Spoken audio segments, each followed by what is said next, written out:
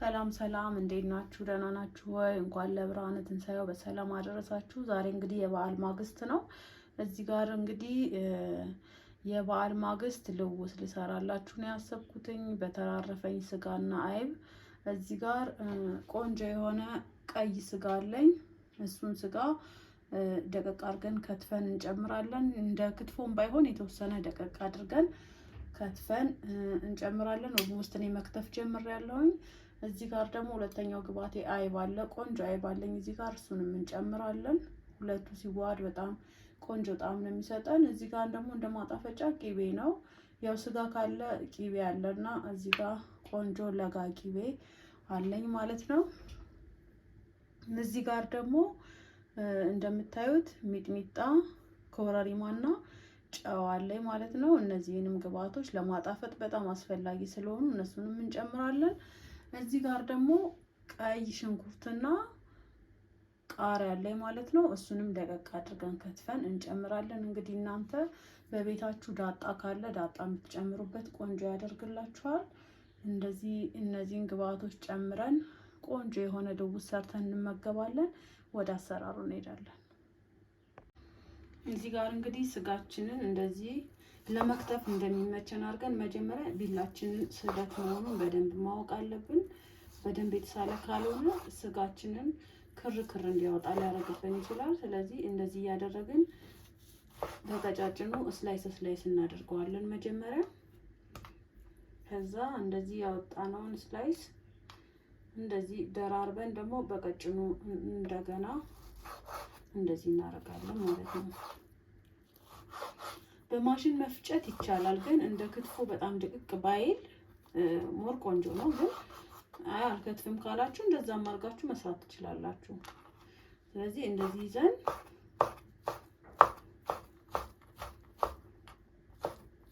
ቢላ እጃችሁን ተጠንቅቃችሁ እንደዚህ መክተፍ ነው።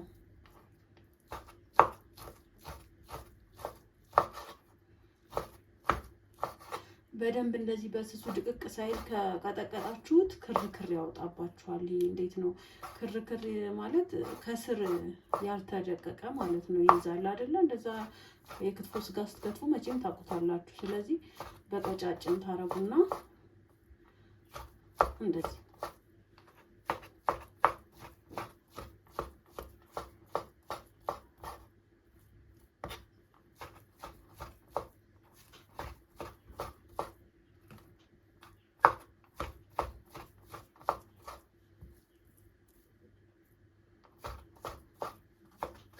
በቂ ነው። በቃ እንደዚህ ያደረግን አያችሁት? በጣም አልደቀቀም፣ በጣም ደግሞ ትልቅ አልሆነም። ስለዚህ በዚህ መልክ እነዚህን ከትፌ ይዤላችሁ እመጣለሁ። አብራችን ቆዩ ተመልካቾቼ። ስጋችንን በዚህ መልኩ ድቅቅ አድርገን ከትፈን ጨርሰናል። ሽንኩርትና ቃሪያችንንም እንደዚሁ ከዛው ተመሳሳይ እንከትፈዋለን ማለት ነው። ስለዚህ እንደምታዩት ቆንጆ ሆኗል። አብረን እንሰራለን። እንግዲህ ስጋችንም ሽንኩርት፣ ቃሪያችን ሁሉም ነገር ተከትፎ ቂቤያችንም እንደዚህ ንጥር አድርገናት ይዘን ቀርበናል ማለት ነው። እዚህ ጋር መቀላቀያ ሳህን አቅርቤያለሁኝ። ሁሉንም ወደ ሳህኑ ጨምረን እንቀላቀላቸዋለን። መጀመሪያ ስጋውን ከሌሎች ቅመሞች ጋር እናሸዋለን። መጨረሻ ላይ ነው አይቡን የምንጨምረው፣ በጣም ጥፍት እንዳይልብን ማለት ነው። እናንተ ከፈለጋችሁ ግን መጥበሻ ላይ ጥዳችሁ ቅቤውን አቅልጣችሁ መጥበሻ ላይ እዛ ላይ ለብ ማድረግ ትችላላችሁ። እኔ በጥሬው እንዲሆን ስለፈለኩኝ ነው። ስለዚህ አሁን ወደ መቀላቀሉ እንገባለን። መጀመሪያ ስጋችንን ወደ ሳህናችን ወይም ወደ መንቀላቀልበት እቃ እንደዚህ እንጨምራለን።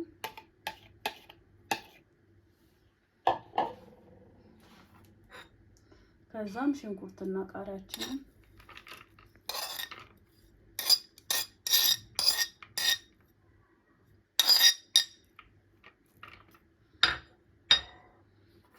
ከዛም ሚጥሚጣ፣ ኮረሪማና ጨዋችንን እንጨምራለን ማለት ነው። ሁሉንም መጥኜ ነው እዚህ ጋር የጨመርኩት። ስለዚህ እንዳለ ነው የምጨምረው።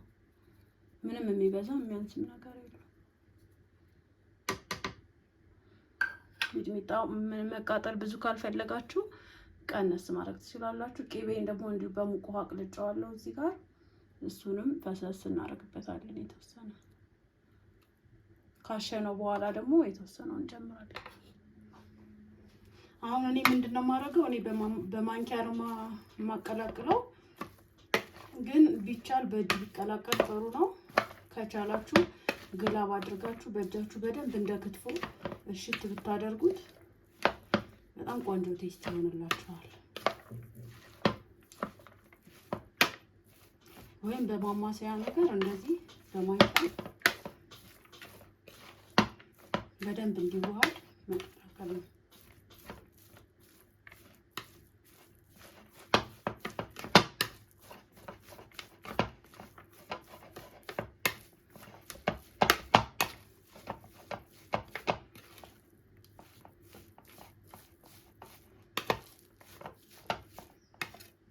ሁሉም ቅመሙ እንትኑ ስጋው የሁሉንም ቅመም ጣዕም እንዲወስድ ማለት ነው።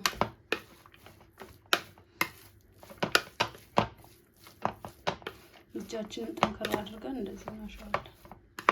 እንዳልኳችሁ ከተቻለ በእጅ ቢሆን ያው መቼም በእጅ ሲነካ ይጣፍጣል ይባላል ምግብና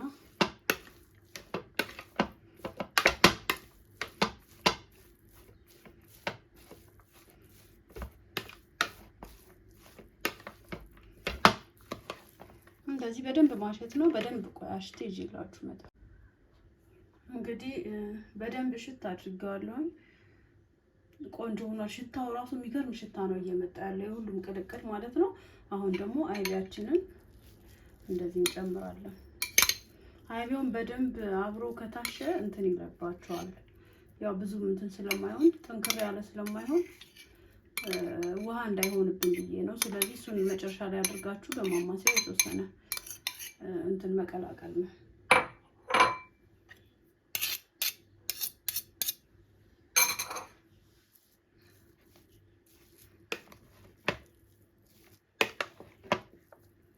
ሲታይ ራሱ የከለሩ ውህደት በጣም ቆንጆ ከለር ነው የሰጠው። ምግብ ደግሞ ሲታይ ሲያምር ለመብላትም ይጋብዛልና እንደዚህ ሆዳችን በበዓል ማግስት ዶሮ ክትፎ ምናምን ጥሬ ምናምን በልተን ሆዳችን ይታመማል።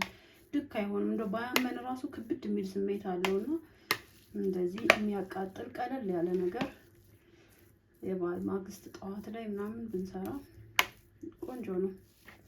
ስሩና ሞክሩት።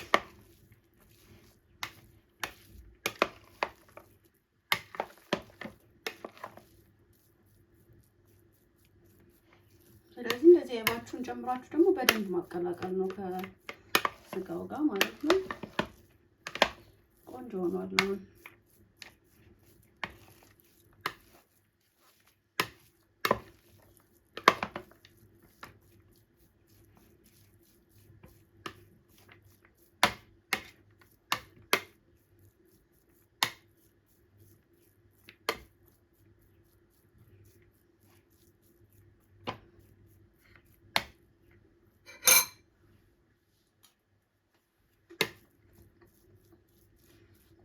በቃ እንትኑ ጫው ሚጥሚጣው ኮረሪማው ልክ ነው ያለው። አሁን በደንብ ስለተዋሃደልን ቅቤ የተወሰነ እንጨምርበታለን። የቀረችውን ቅቤ ደግሞ ገበታችንን ካቀረብን በኋላ ከላይ ፈሰስ እናረጋታለን።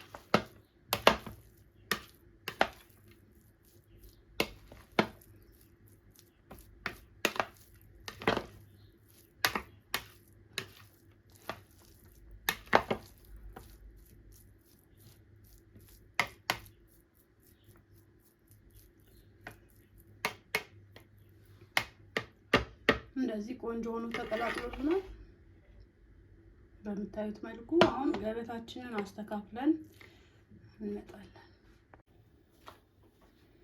እንግዲህ ተመልካቾቼ ምግባችን በዚህ መልኩ ደርሶልናል። ቅቤያችንን እንደዚህ ፈሰስ እናደርግበታለን ላዩ ላይ። እንደዚህ ቆንጆ ሆኖ ደርሶልናል። እናንተም እንግዲህ ቤታችሁ ባለው ነገር እንደዚህ ሰርታችሁ ተመገቡ። መልካም በዓል ይሁንላችሁ። በስመ አብ ወወልድ ወመንፈስ ቅዱስ። እስኪ የሰራነውን ቀምሰን እንሞክረው።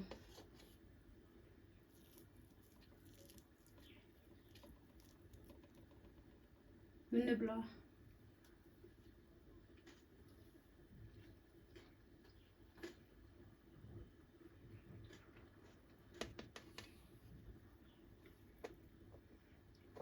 በጣም ነው የሚጣፍጠው።